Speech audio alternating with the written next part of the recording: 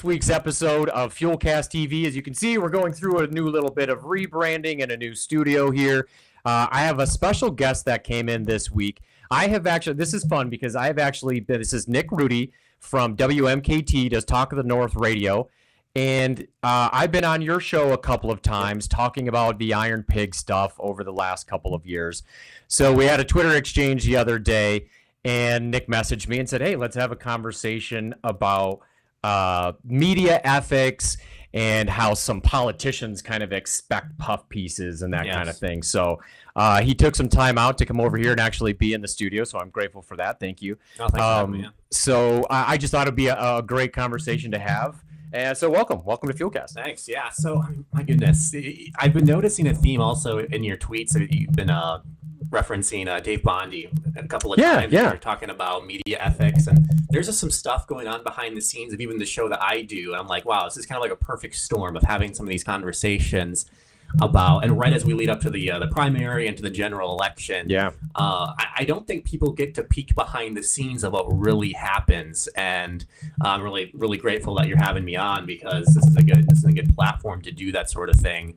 Even outside of terrestrial radio, where there's a lot of higher expectations for this, air quote, journalistic integrity. And people have been labeling me a journalist, which I think is actually a little bit out of bounds. Because if you listen to my show, we do present the news right off the WMKT-Talk of the North. We present the news right off the bat, and generally don't give a lot of opinion in there. But the third segment is very heavily opinionated about what's going on in our country, in our state, locally. So that's kind of where we've been, and there's a lot of expectation of journalistic integrity, and then we look at what's happening in the mainstream media, and they pretend to be super high on integrity, fair and balanced, even locally. I mean, one of the things that we put up on our Facebook page was involving you between 9 and 10 News, the little spat. Oh yeah, And it's the expectation that everyone knows the mainstream media is corrupt at this point.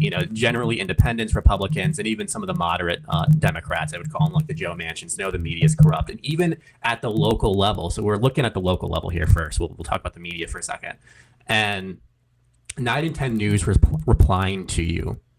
Was insane to me. And I'm trying to remember, and I should remember better, but so they tweeted out something, and I basically said something to the tune of like, what was it even? It was like it was basically something that's like according to like multiple sources, or it was very vague. Yes, I can't remember the exact term. That's right.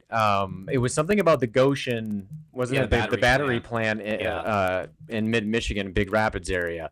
And they had quoted one of the clerks or something like that in a meeting, and it was many or several or something like that was what they had basically they were quoting this woman as saying many businesses have inquired since Goshen has tried to put this factory there, yada yada, which is so blatantly a lie, by the way. And there is so little interest in the media to dig any further, because it's so disappointing. Yeah, it really is, because again, that is a complete blatant lie. Everyone in that town, everyone in that county, even up here in northern Michigan, people driving down there. I know countless people have driven down there to protest. Mm-hmm. No one wants to be there. No one likes the idea of that going in the battery plant. And to say that a bunch of businesses are inquiring, oh man, this is going to be a great economic opportunity for us. And it's absolutely not. So where is the media, Up North Live, 9 and 10 News, actually digging further into the story? Follow up a little bit. And you point that out. And it was something that came straight from a 40-year-old Karen. It sounded like it was the funniest thing, and the reply. This is on Twitter or X. We were just joking about before we started. What do we call it these days? Whatever, Twitter X. And the reply was like, "Well, you didn't seem to have a problem with that when you were, or when we covered your story, or when you were in our studio, or something like that." And I had been in the studio back in the end of June to promote our Fuel Fest. Mm-hmm. And I was there with a colleague of mine who started Price Slide, who we always partner with on all kinds of different things. So we were there in tandem doing a morning show that took them the better part of 5 days to basically publish. And so my experience with media in the last couple of years has drastically changed, whether it's a newspaper, a radio show. Radio actually has been awesome to me, by far and away. as far as TV coverage is concerned, I used to go on these shows and do in the kitchen segments, or when we first opened, with this, that, and the other. They were never calling and inquiring, what was on the menu for Friday night. Right. But as soon as we defied the governor, which apparently sounds like it's the thing to do these days, right? Especially if you're in New Mexico. They were here constantly. They were I have pictures of them setting up tripods across the street, all kinds of crazy stuff. And then I started noticing a certain storyline that was happening, and the sound bites that they were using from a 10 or 15-minute interview, they boiled down to 30 seconds or less. Honestly, right. The segment being 30 seconds, my sound bite being 2 or 3 seconds. And now I understand how news works and segments and getting these things in, and you have to make advertisers happy. But to me, this is part of the issue and why people are starting to tune out some of these things, mainly because the format is awful. B, I don't think people are getting what they want to hear. And I'm just, you're talking about Dave Bondi. He made a comment. Big shout out to Dave. He and I have podcast together a couple of times up for his show. Love what he's doing, breaking away from his kind of mainstream media and trying to be a independent journalist. And I said, independent content creators are the future. I have that tweet up actually right now. Yeah, and somebody replied just before you got here and was saying, yeah, and that's part of the problem because there's no accountability. And I replied back something. The free market's the accountability. Well, and then I actually got thinking about it, and I was like, wait a minute, this person believes that there's accountability for the media folks doing it now, whether it's monopolized. It's insane. It's like, wait a minute, hold on. That would have to presume that there's accountability. And in fact, the only accountability I've seen recently was probably the Dominion Fox News thing, right? And I didn't follow that too that's closely. On the right side. I think they came down ultimately in the correct way, but it only happens when it's someone on the right. Yeah, right. What about the censorship through Twitter and the censorship of obvious laptop stories and all these other things? But anyway, so back to the story that you were talking about with 9 and 10 though, because they did this stuff because you are a citizen, you run a restaurant, they're the media organization. There was no business deal there. Right. It was a story they were covering, and that's how it should be. Yet there was an expectation from there. Clearly, you could read between the lines of that tweet that, hey, we scratch your back, you scratch ours. You don't come don't come on to Twitter. It's not you weren't. I don't even know if you mentioned this on the show or not. You come on to Twitter, you can't speak poorly about us. Right. That is, and this actually kind of transitions well to the theme of the entire show today of demanding puff pieces. Yeah. And this is the media, not even politicians. This is the media itself demanding that you treat them with a higher level of respect if they cover stories that you do, which is someone who is, I guess I would say, in the media. That expectation is insane to me. I could not imagine being like, you can't criticize me because I covered your story. I get that there's interpersonal relationships that go on, certainly is.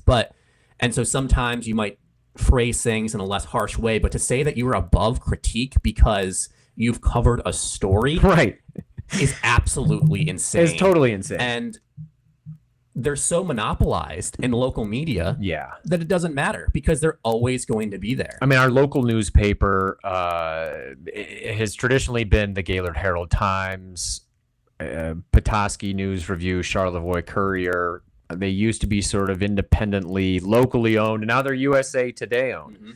And for the last 3 years, through my court cases and administrative law hearings and everything, when they first started publishing articles about what was happening at the Iron Pig, they also chose to run basically an op-ed from another restaurant owner here in town questioning my integrity and another restaurateur's integrity when we hosted the first Freedom Fest down at Bell Iron Grill. This individual sent in a letter, and the Gaylord Herald-Times decided to publish this letter. And of course, they never reached out to me. They didn't. So as soon as I saw that, and the sort of piling on from that sort of thing. And these are people I used to pay to advertise with. Sure. when we first opened. It's kind of the standard operating procedure when you open a new business in a small town. You join the chamber, you do the advertise on the local radio, right? So we did that, and we kind of played that game. And so I see this thing come out, and I'm just kind of like, what is this nonsense? Right. You're just going to publish anything that is going to impugn my integrity and somebody else that you also work, I wouldn't say against, but or are in quote unquote competition with as another restaurateur in a small town. So I just was like, you know what? I'm done with the Herald Times. So every comment that was ever given to them was through my attorney, Dave Delaney, until about a week ago. Right. After we had filed our latest lawsuit against the local health department, he starts coming back with questions. We say, you know what? We'll come into the restaurant, and I was like, I'll meet with this guy, Paul, and I'm sure he's a very nice guy. He seems like a nice guy, well intended, but we had to break this thing down from so minutely, so he could understand exactly that it wasn't about masks, it wasn't about mandates, it wasn't about vaccines. He pigeonholed so hard. So I'm seeing all this. I'm just kind of like, nope, okay. There's definitely a certain narrative that is being told from the top down. Oh yeah, there's the obvious narrative, and then also, if they wanted to publish that letter, great, but they don't reach out to the other side for comment. Again, that's just late. And they are actual journalists, because I don't label myself as a journalist, but that's actual lazy journalism to not actually go to the other side. Because if they wanted to post that story, fine, but going to you is where. And I don't necessarily require a response, but to me, it just started to I realized exactly where they were trying to pigeonhole the Iron Pig, and they weren't the only ones, obviously. Mm-hmm.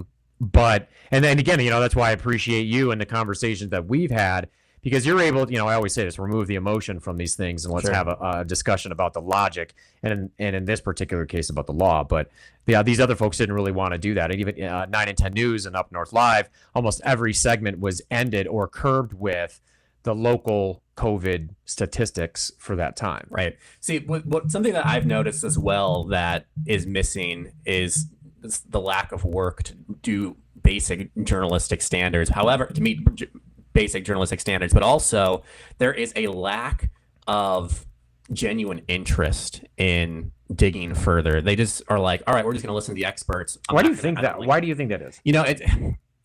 I mean, I have some thoughts, but I'm curious. I think it's some people just get into the industry because they kind of have a knack for writing, or they have a knack for speaking, and they get their paycheck and they go home. Back in the day, in the 50s, I think people actually cared to do some really deep dive. I think that's kind of where it is. But if you ever want to watch a video, and this is also local media, of just how much of a lack of journalistic integrity that there is, I actually put it out on in a reply on one of your Facebook posts. When the Supreme Court overturned affirmative action, there was Professor Scott Lidor from North Central Michigan College, who's actually been on my show before. He was a professor of mine when I went to Nuckmuck. He's a fantastic guy. I don't have anything bad to say about him. As far as a political science professor in a college, he is very fair, very balanced. But he was on, it was 9 and 10 News, and their like little couch, scenario. Oh, yeah. Been there. That was the segment that they were trying to, And they were talking about the fact that affirmative action had gotten shot down. Mm-hmm. And I don't remember the names. One of them's Bill Fralick, but it wasn't him. He was on the right hand of the couch. There's a guy on the left. Just basically gave his opinion the entire time about this country is not ready for affirmative action to end because things aren't balanced and minorities are still under attack. This is terrible. That's not journalism. If you had a show that was pure opinion, great, more power to you, dude. Yeah, I mean, that's certainly much more editorialized. It's 100% editorialized. And that thing flies all of the time, whether it is from major corporations like USA Today all the way down to local TV stations and newspapers. Yeah. And so you totally see the bias there. You have anything to add before we switch gears from media bias and media expectations? I think to actual politicians. I just think you can see it. And I've always said this, that to me, large scale corporate media, mainstream media, whatever you want to call it, and again, this is just my belief, when 9/11 happened, mm-hmm. and the round the clock news cycle. Yep. Kind of combined. We've got the internet, and then we've got cable news, and then 9/11, where people are glued to their TVs, and they start, they got the alert banner running at the bottom, and the ding and all these things. Those are all cues to get our attention, right? And then keep us glued with the ticker, this many more bodies found, whatever it is. And I'm not trying to minimize what happened on 9/11. Oh, sure. Whatever your point of view on 9/11 is these days. And I think it's fair that some people are questioning some things that went down. I question the Patriot Act. Oh, I'm putting that as a libertarian. No, 1,000%. Patriot Act just needs to go away. But I don't even want to get into that. But the point is, I think that 24-hour news cycle started playing into a lot of things. As far as when conjecture and opinion and editorialization comes into news, they need filler. Yeah. There was a desire and a need that at that point, when it's 24 hours, to manufacture news instead of just reporting. Yeah, and you see in these morning shows now, and even in the evening, right? Even now, late night. I mean, look at Greg Gutfeld, and I'm not sure if he's still the number one late night talk show, but that sort of format, you get into these things where you are getting more opinion, right? And what are you going to tune into? What are you going to tune into? The salacious topics, or are you going to tune into the things that are people going to listen to the nitty gritty about your lawsuit? There's a reason why The View is still on TV. Right, exactly. Do you want to see a bunch of people who have three brain cells that are bouncing together? That is it on The View, talking about abortion, talking about the transgender issue, or do you want to talk about these lawsuits that are challenging laws that are absolutely tyrannical? Everyone's going to go watch The View. Right, because it's emotionally driven, and it cues certain things, and it gets people riled up, and then they take to the internet, and then they share clips, and they do all this other stuff that does no good.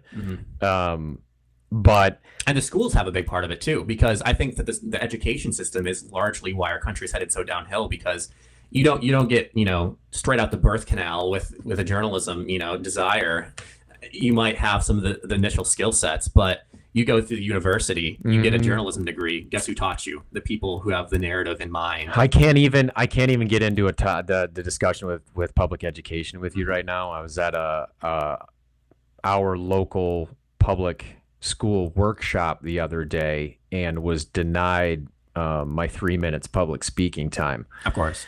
In violation of the Open Meetings Act. There's some crazy things going on at our local school board.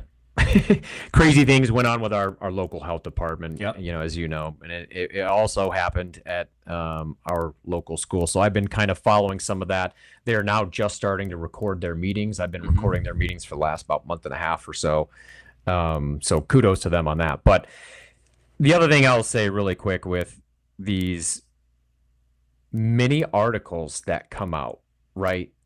And this was going back to the 9 and 10 tweet. The article in that was like maybe 4 paragraphs. And I don't know enough about the history of journalism and how journalists used to get paid before, maybe not even before the internet, but paid per word. Versus, I don't know. It certainly seems like they're not getting paid per word these days, is my point. It seems like it would be paid per click. I actually don't know either. But they're just, I open up these articles and it's just like, 30, 40 words. Right. And it's like, what? You got paid for that? Like, where's the rest of it? Where's the click? It's the headline. With Goshen, who is actually inquiring, say that this person, and maybe they're not allowed to, then say that, per such and such agreement, we can't exactly say who has inquired about coming to the Big Rapids area because this toxic battery plant wants to come. Right.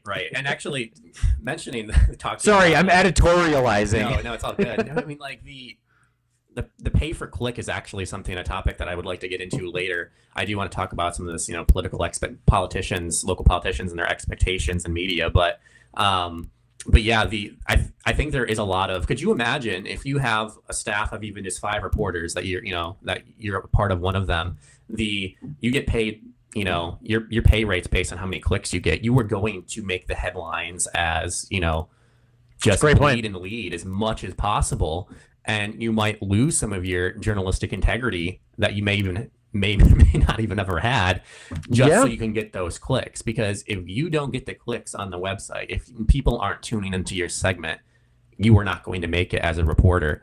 And I'm sure that's something. It's a great point. I hadn't really even thought about that. Yeah, because if no one's reading your article, even if it's really hard hitting journalism, who cares? Who cares? That's right. But no, the kind of the topic that we were really here to talk about, and everything that we've mentioned so far is super important as well, and ties into it. Because even the media itself expects relationships with its community members to only just be extraordinarily positive, which is not the case, because they like to call themselves the fourth branch of government. Yeah, and then they think they themselves are then above the law. But no, the politicians themselves it is very interesting. So I just finished on Friday the 220th show of the Talk of the North. So I've been doing congratulations. Thanks. I've been doing this for less than a year. So I've been at WMKT for almost 2 years now, but I've been doing the show for just shy of a year. And while we're talking about it real quick, it's in the evening time? Yeah, 5 to 6. Almost every day, right? Yeah, Monday through, unless I'm on vacation or catch the COVID. But no, the things that great. Now we're gonna get flagged. Now we're gonna get flagged on YouTube. No. Yeah. The things that I've seen in the past year of doing it has been absolutely insane. I'm like, I don't know how Tucker Carlson and other folks like that just don't have these books that come out, and some of them do, but the stuff behind the scenes is absolutely insane. And so I will preface this by saying I'm not going to name names, because some of this stuff involves primaries, and I've made the promise I'm never going to get involved in the primaries, because that's not my job to tell people who to vote for, especially in local elections, because my job is to bring you as much information as humanly possible so you can add these nuggets, and then you can feel a lot more confident in your vote, because a lot of people vote out of fear instead of out of information. Absolutely. Which is really, really sad, and also a byproduct of a two-party system. But that's a. And I was going to say, probably by design, maybe. Oh, 100%, 100%. There's a reason why our founding fathers never designed this country to be a two-party system. But that aside, go libertarian. Yeah, for real. It's the last hope, it seems, these days. And we'll get into one of the tweets as to why that is, but. Yeah, so the last week has been really, really interesting. But we'll get into that in a second. So there has been, I'm just shy of 25 years old, so I'm a very young person. Congratulations. Yeah, a very young person in media, and and especially in an older area. Absolutely. Where the average age is 45, not 35. Listen, I'm 44. And I feel like and maybe it's just because I'm dipping my toe into the silly world of podcasts and blogging and giving my opinion on things that people probably don't want my opinion on, but you're going to get it either way. So thank you for subscribing, by the way. Right. But no, you're spring chicken compared to some people that are up here. It kind of does seem like it. Yeah. So again, that's why congratulations. You're. Oh, thank you. The thing that astounds me is me having to explain basic ethics to either elected officials or candidates. So there are a variety of recalls in Michigan that were implemented. Some got turned down by the board of canvassers who's in charge of that. Some of them didn't.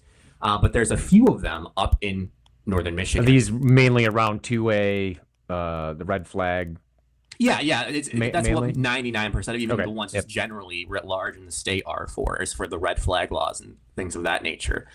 And so there are already in these local races people challenging the incumbents all across the board. And there are a couple, depending on how wide you want to consider northern Michigan to be. Sure. It's a topic for another day. But there is... We can point to it. We can point to it on our handy. I say roughly around. Usually, when I get across the Zilwaukee Bridge, that's kind of what I consider northern Michigan. I say Grayling North, but I can make that argument too. Really, I can. But sure. So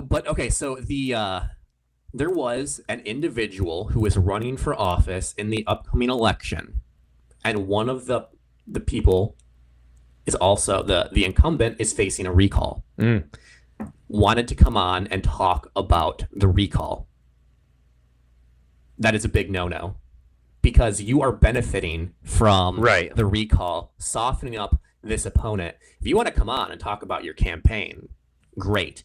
And this is what's wrong with our politics these days. Our people are going out there, and all they do in campaign season. If people are just mildly into politics, I feel if you watch this show, you're probably very involved in politics. Probably, you know this. But people do not say what they are going to do when they go down to Lansing or when they go to Washington, D.C. All they do is mudsling at the other individual. And that is the entire campaign. We can talk about it because these names are national names, not local names. DeSantis and Trump. Right. All they do is rag on each other. Yeah. Instead of saying what they are going to do. I don't want to even hear about, I'm going to strengthen our border. I'm going to do this and that. I want actual policies. Write the bills before you get down to Lansing. Yeah. So you don't go in completely blind. Because one of the points that I actually do understand from time to time is, especially an incumbent say or people who've been elected positions before and then they're re-entering politics, is, I can hit the ground running on day one. I know how these things work. Mm-hmm. But when you're running for office, you have like the freshman orientation. You have to get down there and understand. You have to figure out how to actually produce a bill. Right. I want to see you do that instead of say, oh, this person voted for that. And I would have done it the opposite. I would have done the opposite. The armchair quarterbacking in politics these days is insane. And the ultimate thing is a 24-year-old had to tell a more grown adult that you can't come on this show to talk about a recall against your primary candidate and then not talk about anything else, because I didn't look to see who filed the paperwork and whatnot. It could have been that person. It could have been one of his friends. You're behind that recall, right? In one way or another. And you want to talk about the recall against your opponent instead of come on and talk about your actual campaign? No, you can't do that. Right. And so that's just one of the stories that I've had. And that happens all the time. Uh-oh. Oh, we're going to watch some TV now? I guess so. I think someone's interfering. I think we've gotten hacked or something like that.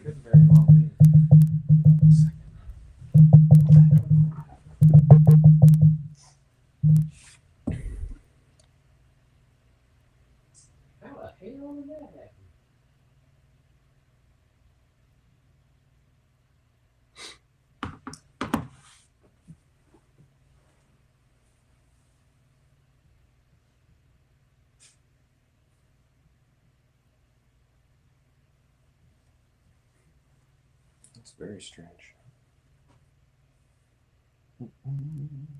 Turn off.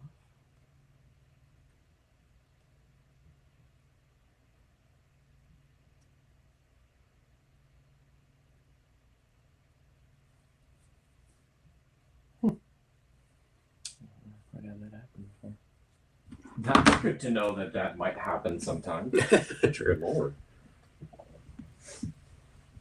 Let me take this reset. I'm going to pull up one more tweet here.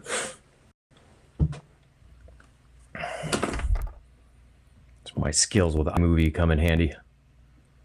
Oh yeah, I have Android everything, so I'm trim. clueless when it comes to this sort of thing. I used to have a kid that worked for me, and I say kid, and he's 27 years old. Sure. Who was kind of into it, and he was great, so I kind of actually learned a little bit from him. But that's awesome. But anyway, so we have fun with things like this. This is what we get to do, and we do silly little podcasts. So anyway, right. so back to that was a summation of the story, but that is a typical thing in candidacy that happens between the media and with elected officials. They're coming on to talk poorly about the other person instead of what they want to do. And they just give their past credentials. Yeah. Like, I am a former this. I am a military personnel, or I am, I was a former school teacher. It's like, okay, well, great. What are you going to act? But like, how do you, what are the bills that are you going to propose? How are you actually going to do stuff instead of some ambiguous, I'm going to secure the border. People have been saying that for 40 years. Like if that was actually a problem, like we're not, that's, what are you actually going to do when you get to Lansing? And we elect terrible candidates when that's the way people run too. And I'm going to blame it was happening before Trump ran. Oh, certainly. In 15, 16.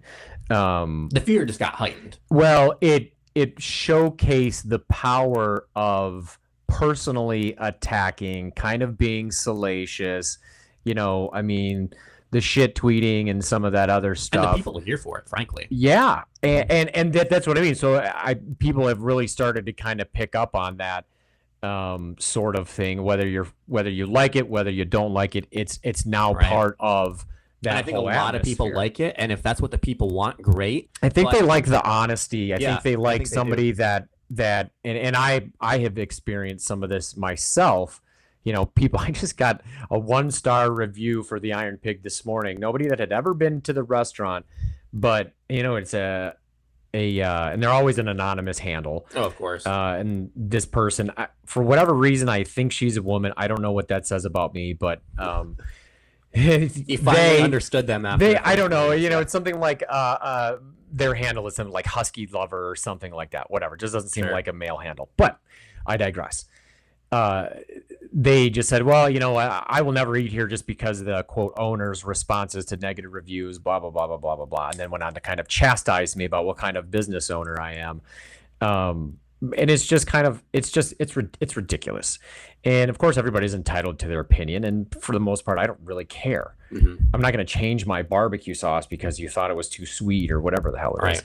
I don't even know where I was going with that, but they don't tell you that in person. And that's kind of a problem of the internet as well. As much good as it's done us, it's also obviously. Oh yeah. So that's where I was going with. So, I'm just honest with some of these responses. And, I was honest, at this school board meeting the other night, they decided to adjourn. And I stood up and gave my comments anyways. Mm-hmm. And the superintendent just decided to walk out while I was still speaking and walked right past me and gave me this shit-eating grin. Mm-hmm. While they spent 30 minutes talking about a code of ethics. Oh, of course. Speaking of ethics. Yeah. That they've been discussing for the better part of 4 months. Now, this is a school board that has terrible test scores for 7th grade math. Everybody has the entirety of Michigan. Everybody has terrible test scores for 3rd and 4th grade. So they've spent more time on this code of ethics nonsense, right? So I stand up. I'm the guy that says what you want to say. I'll go ahead and say that. I'm fine playing that role. I always say I'm an easy villain. Again, partly because the mainstream media, whoever you qualify that as, mm-hmm. that's the way they have portrayed me. They portrayed me as this person that. Well, they portrayed you as a Trump supporter for the longest time. Oh, of course they did. They had to. They had to. But I'm such a terrible person for getting everybody in Otsego County sick. I mean, they literally pointed to how the spike in the count just happens to coincide with a freedom festival that I hosted south of. It's just so absurd. You killed the grandmas because you like freedom instead of Whitmer, who actually put everyone in the nursing homes that had the actual disease. Yeah, where's that investigation at? Speaking of journalism, no one's talked about that for about 6 months, actually, not even on the right, which is so sad. But as a one-man band, I have a limited bandwidth of things actually. I feel that. I do. I do. Yeah. Well, and so another story that I have just from local, politicians and expectations for puff pieces and stuff. There's a politician that's done stuff with our station. There's, just in a wide variety of capacities. And an individual came on, a candidate came on the show over the past couple of months and just gave an interview, and that interview was not well received by this individual and sent us this person's spokesperson sent us a threatening letter. Stop it. Yeah, or not a letter, an email rather. And it's one of those things you read between the lines. It's the expectation, we've had a good relationship. Why are you attacking us? Yeah. This is my job, to give people nuggets of information. People come on my show and I let them talk. Now, if they say something extraordinarily egregious, which has not happened to this point, I'll offer some pushback. But I'll review the next day or within the next week what they said. But this is a free speech platform, right? Especially if they're running for office, they can say their piece. By the way, I told these people in advance this individual is coming on my show. They refused, and they sent in a follow-up an angry email and did not choose to join the program. So the ball was in their court the entire time. They can say their piece unfettered as well. They chose not to. Why go about it in such a way? To me, that it seems counterintuitive. They want to use the media. Well, I understand wanting to use the media. Trust me, I really do. What's interesting about that is I have several media contacts now, and I do send them information. I don't ever request that anything ever be published or an interview be done. I simply say, here's the latest. Do what you will with it. Now, the majority of the responses that I get from the larger media outlets these days is, I will pass it on to my producers. I can't promise you anything. Sure. But that is mainly because the narrative with my story has changed after we won in early 2022. I think it surprised them. And it really did surprise them. I think it surprised, the state's attorneys. And they further got surprised by the T&V thing, but I don't want to get too off track, but that they just don't seem as interested when the narrative starts to skew away from what it is. People expect in politics, especially, and the goal of bringing this to bear to you folks is be listening to as much as you can from individual candidates. Meet them in face, look them in the eye, and see if you can trust them, because it's not my job, and nor do I want to tell people who to vote for. And I don't get involved in primaries. I barely want to get involved in the general election, because Democrats and Republicans are what matters in this state. But the fact of the matter is, everyone is corrupt, basically, is what there's a few good ones that I've found, but you have to do your homework and listen to a wide variety of interviews and see if you actually even believe these people. Because what politicians, and as we see in the media, they expect the relationship to trump integrity, that if you have the relationship with someone, you can use them and you can lie to them. And because I'll tell you straight up, surrogates. If I saw a video of you selling cocaine out of your back door, I would report about that, even though we're on good terms. Right. But that's just because what I would do. I don't sell cocaine. Yeah. By the way, just as far as I'm aware. That's fair. This food's really addictive, though, so you might. But no, and so that's the expectation that that's a standard that you should have for people in the media, locally, nationally, and that's the standard that you should have for your politicians. I think that there's a lack of interest among journalists, and I think there's a bit of laziness even in the citizens' part. I really hate ragging on the everyday man, but I feel like there is a loss of. It's a right to vote, which we could talk about, but there's a story that came out that it's a privilege.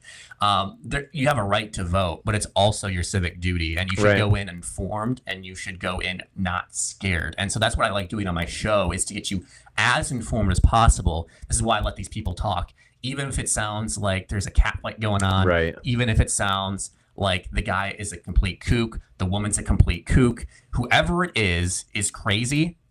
I don't care. That's not my job to tell you that the person's crazy. I'm bringing them on the show because that's the platform that I have to do that, and that's your determination to make. And the fact that we've fallen so far away from that is insane to me. It's a function of a lot of things. I think people are so distracted with a lot of things, and I feel like they are now are now expected to have this information brought to us. Instead of going to a local school board and finding out what the hiring process is because your child came home and found out from some rumor that a trans teacher was hired, which happened here in Gaylord in June. This person has now actually resigned. And there was worry about an Elliot Larson lawsuit, this, that, and the other, which cannot happen under the lawsuits. That was a big thing. Yeah. And interesting enough on that, that portion, so the updated portion of Elliot Larson doesn't take effect until next year sometime. So it'll be sign and dine or whatever it is from the end of this legislative session, which they haven't announced when this session's going to end yet. Sure. And I think there's some other things going on that I know about, but I cannot discuss yet. Sure. But there are some other things going on with some civil rights actions. And I think they're also trying to use the new portion of Elliot Larson that's not taking effect. Well, just to bounce off your point real quick, if I may. Yeah, go ahead, please. You said that people are just kind of expecting, kind of what I was mentioning too, people expecting the information to be brought to them and just be like, oh, I'll believe it. It's because, it's my bias that I had already, going in, confirmation bias. Yeah, confirmation, yeah. But I will give them a little out, if you will, because something that I've ragged on, I've actually have confronted local, behind the scenes, but confronted local elected officials, particularly at like lower levels of these meetings. Why are they during the workday? Most people cannot make it. By the time the person actually, Phil takes off of his construction job to show up at the meeting, means something astronomical has happened. And that should never be the case, because he should have been able to go to these meetings to say his piece or to influence the sway of public opinion at these meetings by speaking up. Or how about the people that are the elected officials, the county commissioners? The meetings at like 3:30 on a Tuesday afternoon. I can't go to that. This was a noontime workshop I went to the other day. You can make it, but a lot of people can't. And I've asked them, and they're like, well, the professional staff have to be there, and, they clock out at 5. They work for us. Right. They work for us. The elected official, the professionals, they think that they can just go in and just start having these mandates that the elected official passes the bill, because a lot of them are freshmen. They don't know what they're doing. So they have the professional staff, the city manager, or, the lawyers, or the health department. And then they just take this vague law that was passed and they implement it. No. And then all right, we're going to have the meeting on Tuesday at 2:30. Well, I can't make that. So the only people who can are the activists. Who are retired. And so they go in. That is 100% true. And it's so sad. And it's not going to change, by the way, because these people largely, guess what? And love them to death. There's some people who are super great that are on the right side of the issues that are older, and there's some on the left side, that are wrong, that are older as well. But the fact of the matter is, if you look at politics, it's a bunch of retired folks. It truly is. And especially the ones that show up for the listening sessions for state reps and senators, when you are 100% spot on with that entire thing right there. And it may be by design. They stay in power longer and they don't have anyone questioning them. They're rushing through these meetings. Hey, one of an hour and a half. Well, we gotta go. Yeah. It really is. I think that's part of the reason why I wasn't allowed to speak, is because they had already gone past the hour, because they spent a half an hour talking about a code of ethics that they don't even need. He's here. I mean, we did it at like noon. He's not supposed to be I didn't fill out the little blue card. Oh, sure. To insert, but there was a gal ahead of me, and I have it on video. I just haven't put out there because I'm not trying to be that guy. But let's be honest. There's 2 violations of the Open Meetings Act by denying this nice retired older teacher to not speak. She had already had her card filled out. She went to hand it in just as they were going, and they said no. And I was like, whoa, hold on. Go ahead and turn it in, because I'm going to speak too, and I haven't filled out a card. Sure. And then they went ahead with the 2 people that turned their cards in, and then they just bulldozed right into closing out the session. Thankfully, 2 of the board members voted not to close the session out, but they closed it out anyways. Right. So needless to say, I'll be going to the school board meeting. I don't know when this is going to get published here pretty soon, but Monday night's my next week. Well, I mean, I don't want to rag on the older generation, because that's frankly who listens to my show. But I'm always gonna tell you how I see it, even if it's to the detriment of myself. And look, and I'm always gonna fight, because I feel like the older generation gets really just the raw end of the deal sometimes because they're older and they get let go of their jobs, or people are like, oh, that old fuddy-duddy, you know. But but also there's very little fight from the older generation down. It's a lot of, you're young, you don't know what you're talking about. Something that's really concerning to me is someone rising in the polls in the presidential race, Vivek Ramaswamy. I talked about this on my show. Oh, yeah. Was, let's raise the voting age to 25 unless you pass a civics test or serve in the military. He's not talked about raising the income tax age to 25. He's not talked about, okay, well, you're going to get drafted, right, potentially at 18, 19, and you can't vote. Can't vote. People. And there was another thing. But yeah, taxes. You can't vote for the people sending you off if that's the case. To war. And he's polling. He's polling second right now, isn't he? Second or third. Depends on the poll. Can't drink and smoke. Yeah, and you can get married at 18, by the way, too. But you can't vote until you pass some test or you serve in the military or first responder police. Right. And voting is a right. I read on it was a 26th Amendment to the Constitution, Section 1. And it was like, it literally says the right of the citizens to vote shall not be abridged by states or the federal government. So it's literally right there verbatim in the Constitution. So please challenge me on that because you will lose. But yeah, it's completely crazy. Do we want to talk any more about the politicians, puff pieces, and anything? So that's those two biggest stories that I had as examples. I mean, there's a lot of mini examples like that, but those are the two. And then we also talked about the media. So the media expectations of politicians and two examples. But yeah, I mean, I have a couple.